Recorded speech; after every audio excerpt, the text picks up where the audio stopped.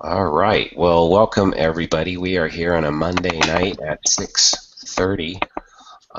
Very, very happy to have the lovely Sheri Resnick as our presenter tonight. It's a holiday-themed event that kind of crashes into our HR and transition variety of different themes, all providing accelerated job search tools for HR people in transition. So we have Sheri here who has recently started her own consulting practice. So that's really exciting. She has, in essence, the opportunity to really walk this walk that she's going to be speaking about. As a consultant, you have to always be searching for new interviews and new opportunities and prospecting the local workforce, speaking of predictable gaps, those kinds of things. And so real happy to have her. Sheri, do we want to do, and I tell you, I'll leave you for the icebreaker if you want to go around the room, ask people to introduce themselves, but right now I'm going to ask that we all give a warm round of applause to the lovely, and I said that twice, sorry Sheri, Miss Sheri Resnick. Well, thanks, Mike. You can have everybody, go around the room, so to speak, if you would like to start that off, and then I'll take it from there. All right, let's start off with Fran, if you just want to tell us your name and maybe what you, with the headline that is HR networking during the holidays, what would you like to take away from this event? So let's go to Fran on that one. Okay, I'm Francine Pretty. Recently, Francine La Forteza, actually. I'm a PHR. I just got my CP certification through SHRM. I am in transition. I am in transition and seeking a management position in human resources. My background has been in healthcare, hospice, and senior living organizations. Okay. Tonight, I always feel about these programs that are so worthwhile that if I can take away one extra thing that will help me get out there and achieve or learn one extra thing to help me get to my goal, which is to be back in the swing and working full-time or on a consultative basis. If I can get one thing that will help me do that better, then it is worthwhile for me and everyone. Great. Thank you, Francine. Okay. All right, Mike, who's next? How about Miss Karen? Hi, my name is Karen Hegel, and we were talking earlier, but from tonight and every networking event that I go to, this is what's going to get me a position, not sending an online application. So any tidbits and help, it's always worth it. I always learn something. Always eager to keep learning as well. So great. And so we now go to our Navodita. Take it away. Hello, everyone. My name is Navodita, and I have just moved to the area from the DC area. I'm a HR professional. I'm an SPHR, and now looking for work in the South Florida area. I've spent a number of years in on the business side in the high-tech IT space, and I've done a number of years of consulting as well. So yeah, that is pretty much the background to what I've done. I am looking to take a lot from these happy hours because networking is something that doesn't come very naturally to me, and it is something that I, it's out of my comfort zone, and so I'm trying very hard to come out of that comfort zone and get into the space of networking. And so any tips in these programs would be very helpful. Navo, sorry, Navo, do you like recruiting? Oh yeah, and I've done so much of it. Being in the IT space, we do recruiting all the time. At the holiday party, Joan Greenberg from Manpower came up to me and asked me if I had IT recruiting experience. Oh, really? Okay. So if you want to reach out to Manpower, apparently she's got a very sweet position in the IT world in regard to recruiting. So she tells me. Oh, thanks. I Yeah. don't. I didn't want to just sit and recruit, so Right. I haven't reached back out to her. But again, it's Joan Greenberg from Manpower. Yeah. Thanks, Karen. Okay, you're That makes welcome. And, sense. Yeah. and Well, you both. you might remember, Nivodita, I introduced you to Joan in our hallway I as we know, were. I remember, I definitely remember, and I somehow recall that she did mention something to me as well, but that seemed like a recruiting specialist kind of a position. So I've done a number of years of that, and I'm, pretty much looking at more the management Okay. role. Yeah. Well, here we are networking already, and we didn't even get started. So I'm so glad to see that maybe there's a connection somewhere, whether it's this position or something else. I'm really excited to hear that the different ideas are floating around. So, Mike, maybe you could start me off on my first slide, get me going here. Okay, hang on. Nope, that's the end.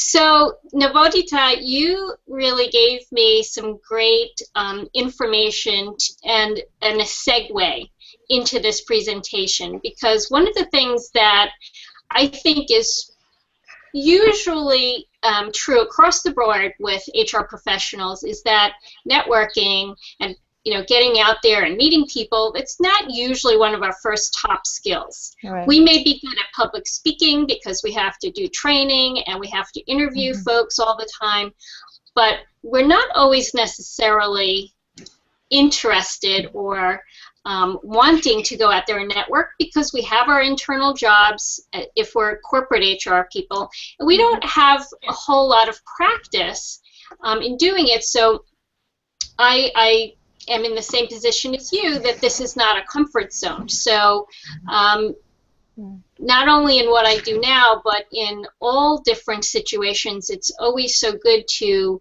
take out your networking hat and really utilize it so that you can create opportunities for yourself, whatever they may be. Whether Right. it's looking for that next career opportunity, or maybe you're looking for an exercise group, there's just a million reasons why we should be networking. Sure. And so I'd like to start off by talking about, thinking about networking as this is the tool of the trade. So when we go to work as HR professionals, we go in with our forms and we know the laws and we know how to manage things and we have our tools. And so does a carpenter and an electrician and an IT professional, right? We have our tools. So when it comes to networking, we need to think of this as going to a networking event with the tools in the bag ready to go. And that's what we're going to talk about tonight. So Mike, maybe get me onto that next slide. I want to talk about what networking is and why is it so important. So what I'd like to do is, can somebody tell me what networking is? I know it's a little bit basic to ask this question, but it's going to start us off on the right track. Communication. It's as simple as that, right? Communication. Mm-hmm. Anybody else have an idea of what the definition of networking is? I think it's like a give and take relationship in terms of meeting people and trying to help each other, finding right opportunities for somebody else, so that sometime during your friendship or relationship you might that person might be able to give you something that's of interest to you. So I think it's a give and take, and when you network, I feel there is a you don't know especially what to go and say and how to introduce yourself when we are training or when we are talking one-on-one as HR professionals. There's a specific agenda we have and we talk about that. But when you're networking, it's something, you just kind of blank, you don't know what to say, but you definitely want to talk to people. Good, and we're gonna. That's exactly what I'm gonna do with our group tonight. We're gonna talk about how to do it. We know we should, and we know we have to, but tonight we're gonna talk about how. We're gonna break it down and figure out how to do this because it's so important. So Mike, stay on that slide for me. One of the reasons that we network is to interact with others, and the other word we can use is connect. You both said it. Connect, communicate, you're interacting with other people. And what I'd like to also ask the group is, how can we effectively attend events and make the most out of it? So before I take over here, can anybody tell me what one can do before attending an event? So maybe the HR PBC holiday party. You know, prior to the party, what could we have done before we got there to make the most out of that networking situation? Can anybody think of something we could have done? Be prepared ourselves with a 30-minute commercial, business cards, all that good stuff. Good. Knowing who's going to be there. Sometimes there is a list of those that have responded, and knowing who they are, what organizations or company they're with, also helps. Yes. So, Mike, go ahead. How about you know, looking at the HRPBC or the local shrimp chapter board of directors? Now you have their names. It's safe to say they're going to be there. Mm-hmm. Look at the chapter leadership and maybe get to know their face and their name. Or remind yourself of that, because maybe you've introduced yourself before and forgot their name and their face. Happens to us all the time. Absolutely. Look on the HRPB website. Refresh yourself with the photographs of the leaders. That, you know, we have photographs of the board.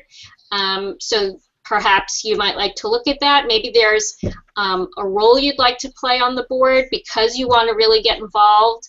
And you might want to throw your name in the ring to say, I may not want the role of a chair, but I'd love to volunteer. And, you know, that can get you very much involved. So we can get to all of those ideas. So you all have a really good sense of what you should be doing to prepare for an event. So I'm glad to hear that you have a lot of this, a lot of this material, and you have a lot of these tools already. So now we're going to help you put it into play and just drive it home that each time you're out there or you're going to find opportunities for yourselves, you're going to be prepared when you get there. It's not just what can I take from you, but what can I give back? And Navodita, you hit the nail on the head there with that it's a give and a take situation. It shouldn't just be, I'm needy, I want a job, Right, I want something. What can I do for you? And believe me, this can sometimes turn into other opportunities for yourself. So next slide, Mike.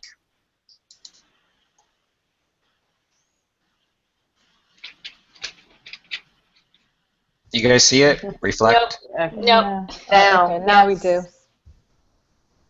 Seems to be a slight delay. So what I want to do now is just take a minute.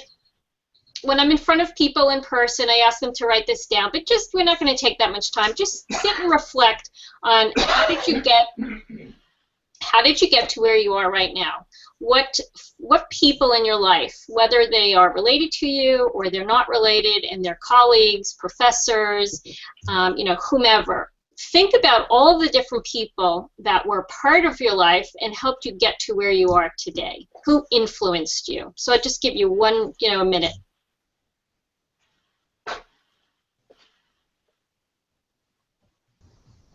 Next slide, Mike. Oh, we really do have a delay. Well, while it's loading, so I'm sure you've all thought of the different people, teachers, professors, your family, somehow or another, those people are helping you or have been your circle of influence. Right. And we start with the people closest to us, and then we can open up those circles as we think of others and also meet others. And next slide, Mike. So,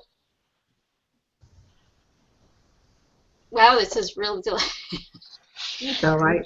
Sorry about the timing on this, guys. That's okay. That's okay. Are we looking at 6 degrees of separation? Yes. Yes. So, has anybody heard of the expression 6 degrees of separation? Have you all heard of this? Yes. Okay. Yes. Okay, so the concept here refers to, as the slide says, refers to the idea that everyone is on average approximately six steps away, or 6 people away, of an introduction from somebody else on Earth. Mm-hmm. So, you know, I believe that this is very much true. We can, if we needed to reach a particular person through the circle of influence we already have, we can expand that circle and actually reach the folks that we really are interested in meeting. Next slide, Mike. So sometimes we get to a place in life where we don't know what we need to do next or when we need to do it. So in some cases, we are looking for jobs right now, and although a lot of you have a good idea of how to network, you probably want to always be doing that even after you get that next job, because you never know, as we said earlier, you never know when you need a favor, an opportunity, or you find yourself in this, you know, transitional period. So you have to, there's a book by the title Dig Your Well Before You're Thirsty. Yeah. And perhaps some of you heard of this book. And it's excellent because it talks about before you need an opportunity or before you need a favor at 3 o'clock in the morning. There you go, dig your well before you're thirsty. Thank you, Mike. Before you're thirsty, you are having relationships with many, many people that can provide the drink for you or provide that favor, and that you don't, you know, they're not going to mind that you call them at 2 or 3 in the morning because you built a relationship with them. It's not just that you know them or that you work with them, but you actually have a relationship with people. And the more relationships you can build, the more that you can ask for those favors and also provide favors. Don't forget, it's not just what you can take, but it's also what you can provide. So next slide, Mike.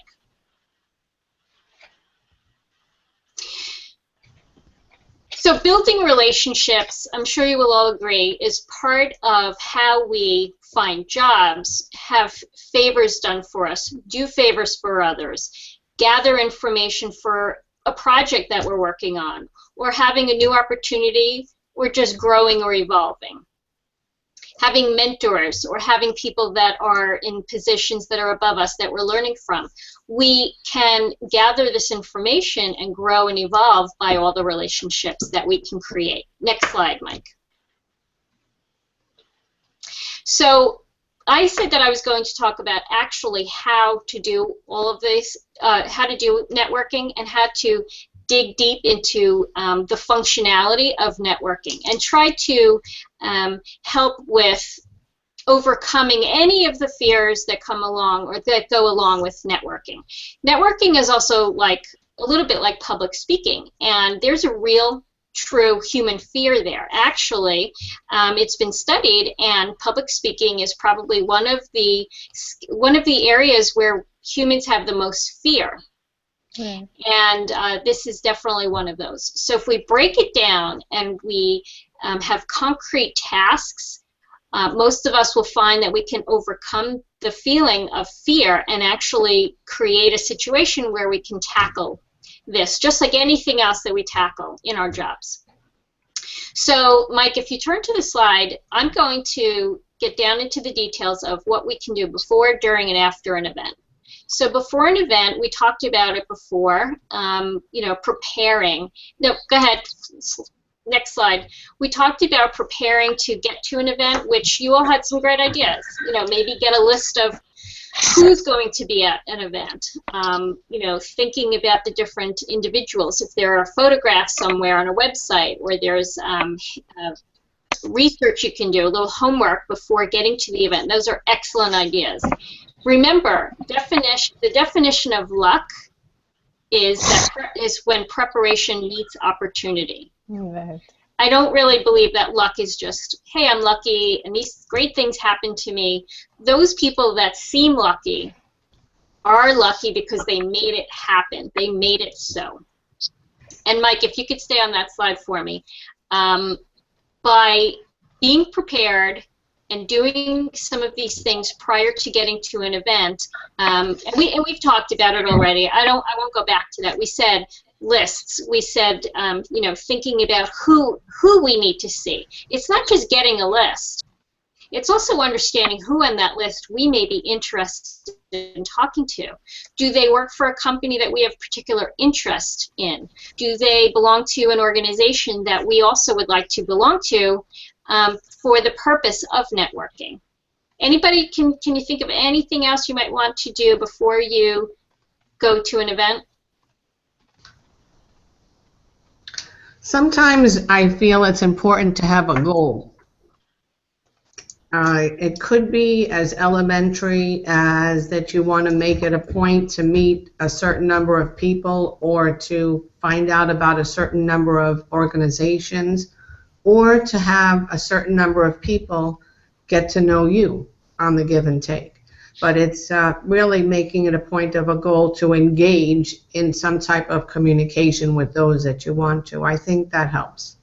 Yes, and being able to define for yourself concretely what it is you're looking for. Mm-hmm. You know, this seems, you know, very basic, but it's very important. When we go to an event or a party, you know, obviously we're talking with a lot of different people, and then sometimes those opportunities pass because now it's time to sit down and listen to a speaker. So if you have 30 minutes or 45 minutes to network, you want to take advantage of those 45 minutes and be as effective and efficient as possible and get what you want out of it. But you can't do that unless you know exactly what it was that you were there for to begin with.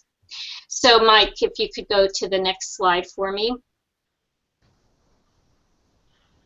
So I think it was Fran, was it you that said be ready with an elevator pitch? No, that was Karen. That was me. Karen, sorry. That's So okay. Karen, that was, you know, that was great. Being ready with a 30-second or less elevator pitch. And on this slide, I just have some cute little taglines from some big companies, famous companies, and that's the same idea.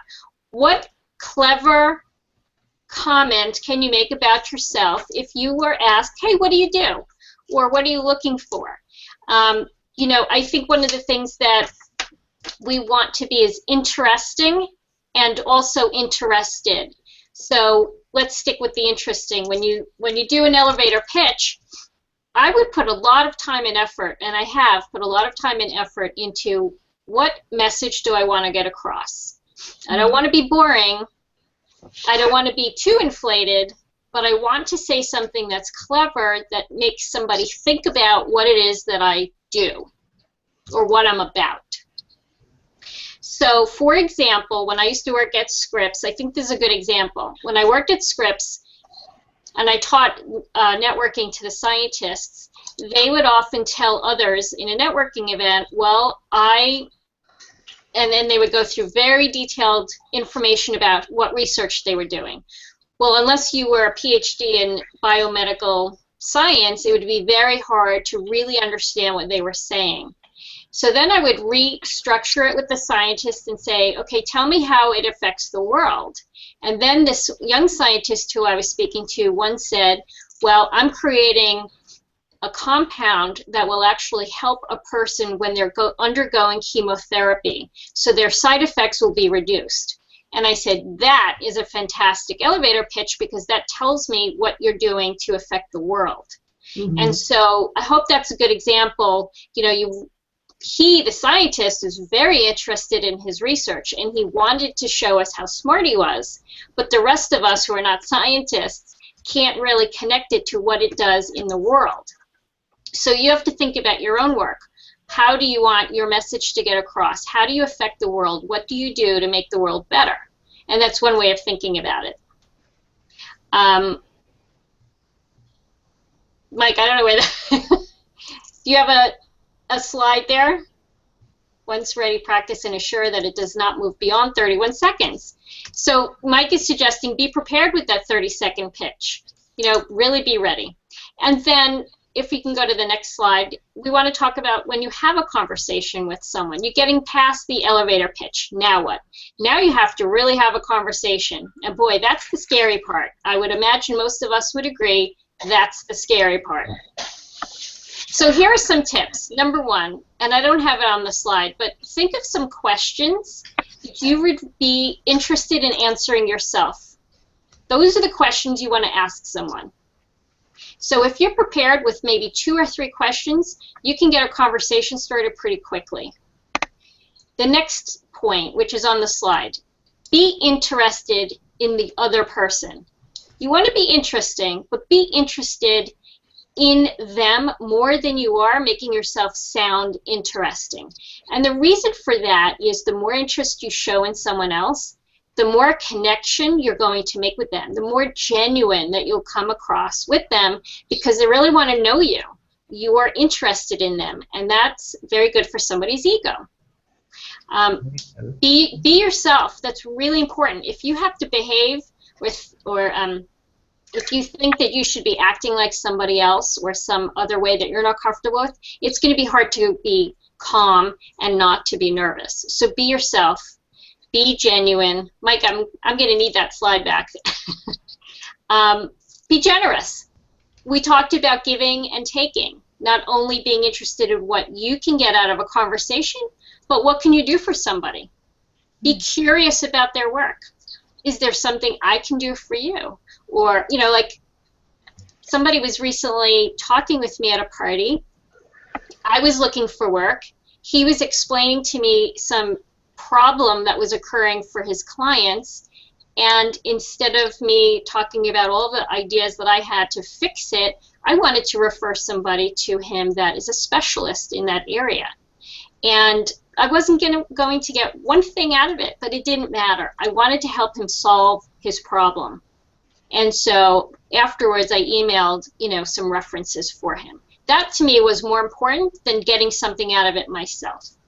And I think in the long run, what should be said here is that, yes, you do want to find that next opportunity, and you do need something to happen for yourself. However, when you give back, when you give to someone, it may be that may not be the person that gives you that opportunity or something for you to move forward, but perhaps it will come from someone else. It's not always meant to be exact science. I give to you, you give to me. Right. It may be coming from somebody else, but you've now done something and put some positive energy into the world. You never know where it can come back. Right. Next slide, Mike, please. And we talked a bit about this already. Before getting to an event and then during, be really active about what it is that you want from the meeting. And don't leave without being able to have that idea in your mind. So that when you're talking with someone, it may be brief conversation, but maybe say, hey, love to get out for coffee, or I'd love to give you a solution. I have a couple of ideas. I might be able to help you with that. Let's get together for lunch, you know. And then, of course, when you part, you want to follow up. So think of a reason to connect with them again if you can. It's not a lost cause if you don't think of it in the moment, because guess what? If you can get their business card, you can always follow up and offer something later. Next slide, Mike. What about afterwards? Right? You've had a great meeting. You've made it really efficient for yourself. You've met 2, 3, 4 people that you really want to connect with after. Now you have to do the work. You've got to follow up by writing an email as soon as possible. Maybe you've offered to do something. Obviously, you want to make sure that you do the whatever it is that you offered. You know, staying in touch and staying connected. Maybe it's the beginning of a professional relationship.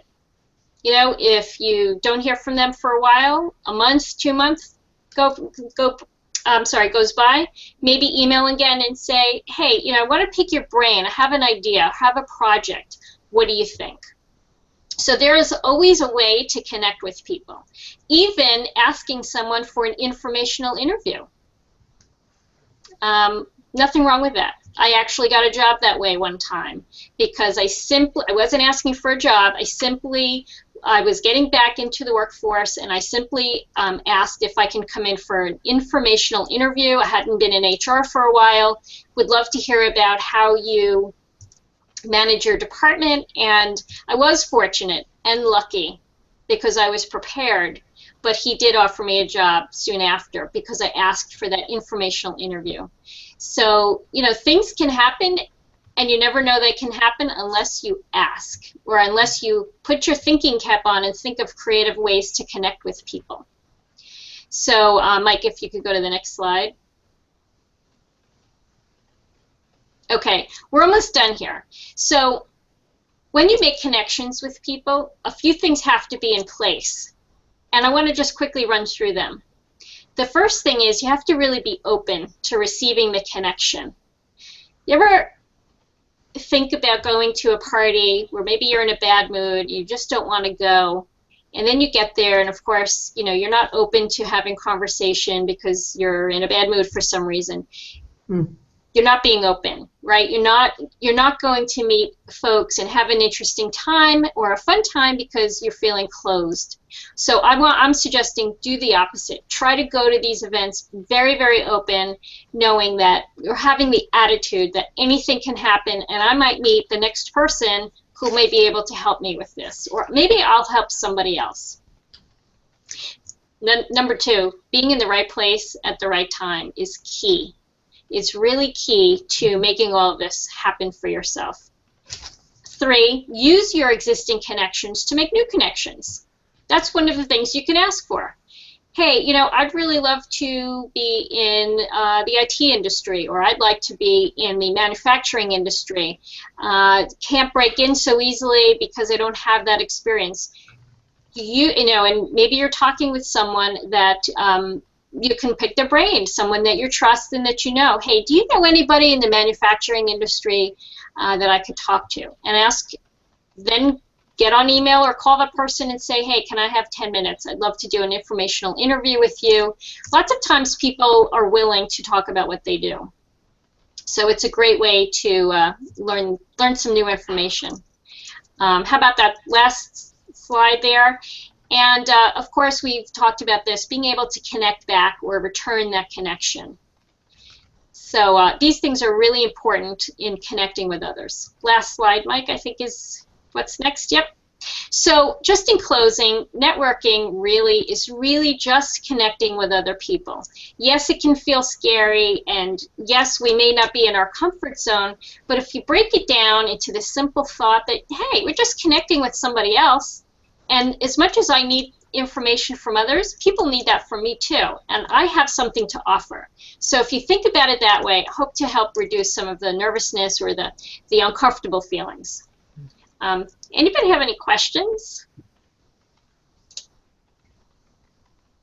No, I think these are all great tips, and you know, for people like me, they are very helpful.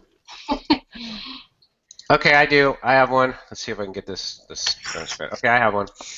So I'm a bad networker, and here's why it's really tough for me is I really enjoy authentic connection with people. And when I'm in that 45 minutes before a SHRM chapter meeting where we're networking, it's really difficult for me to say goodbye to one person. Right. And I'm going to go meet somebody else that might be, bigger, better, different than you. So I have problems saying goodbye. It's a personal problem, I know, but I'd love to hear anybody's thoughts on that. Anybody want to take that?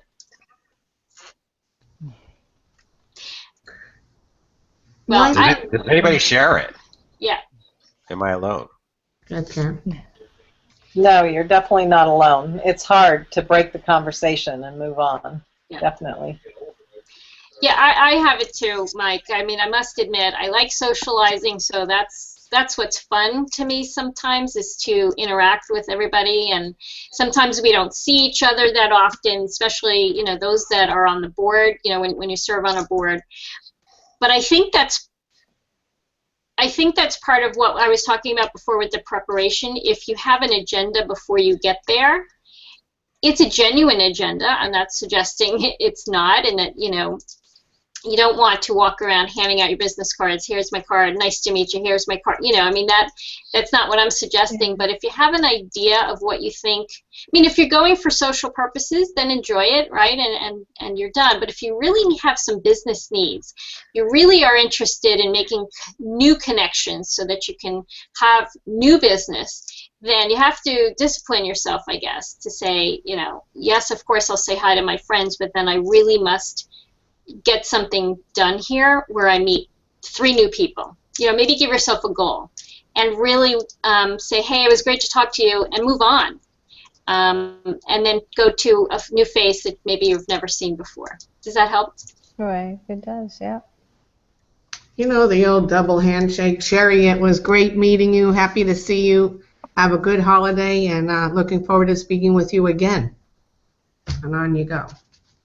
Yeah, absolutely. And I think it's understood that networking, that period is meant to talk with folks and move on. So I don't know if you would be insulting. I don't think you would be insulting at all. People should be doing the same thing. I think people also expect that, you would just kind of walk and introduce yourself. So people are pretty much expecting that to happen in a networking event. And I think another great thing is to kind of know, if you know somebody who's also attending and that person has, like this time when I went to the HRPBC, knowing Mike and, was very, very helpful as he introduced me to a couple of people. So if you know someone already who's a part of the chapter, and, it's great to kind of be together so that, you can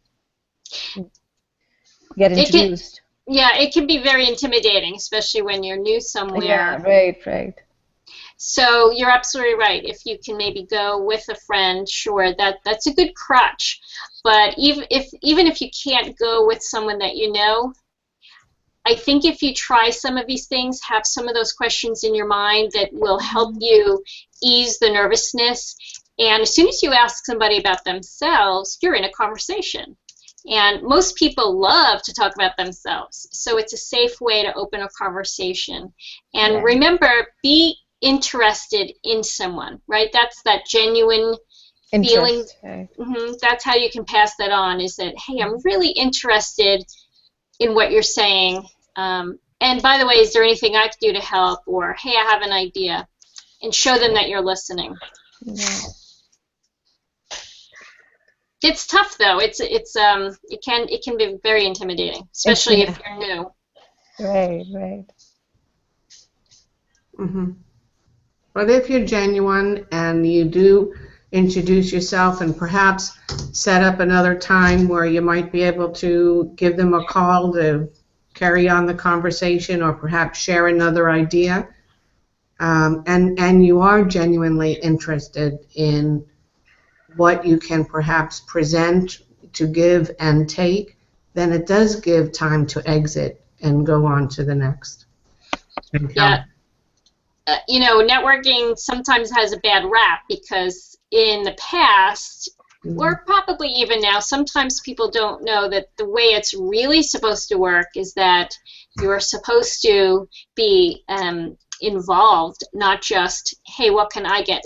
The folks that maybe come to the HRPBC meetings during transition, but then they don't come back after they get their job, that's not being genuine, right? And they probably could do better and try to stay connected.